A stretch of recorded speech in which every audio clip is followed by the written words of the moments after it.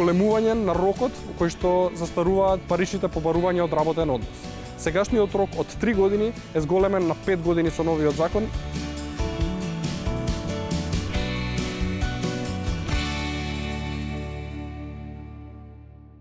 Сегашниот закон за работните односи предвидува дека на мајка на дете до 3 години и на родител на дете до 6 години не може да им се нареди прекувремена работа, освен со нивна писмена согласност.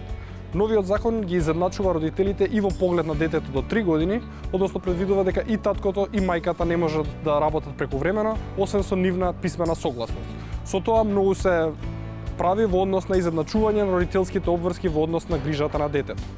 Новиот закон предвидува промени во однос на прекувремената работа, во кој што се наведува дека е дозволено да се работи прекувремено само во определени случаи и во ситуации кај што тоа не надминува повеќе од 8 часа месечно. Овој рок е намален, бидејќи претходниот закон предвидуваше дека просекот од 8 часа треба да се запази во период од 3 месеци.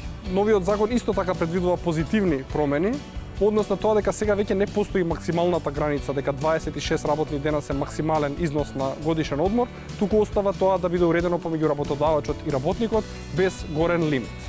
Уште една промена представува одредбата која што наложува дека годишниот одмор работникот ќе може да го користи до крајот на календарската година, наспроти сегашната поставеност во која што се наложува дека годишниот одмор ќе мора да се искористи до 30 јуни наредната година. Законот предвидува дека луѓето кои што работат ноќна работа може да работат најмногу 8 часа во рок од 24 часа, а ако работата се одвива во смени, ноќната работа може да се врши само во 3 последователни дена. Дополнителна заштита која што се предвидува за ноќните работници е тоа што на нив со новиот закон задолжително им следува еден ден повеќе годишен одмор во работата.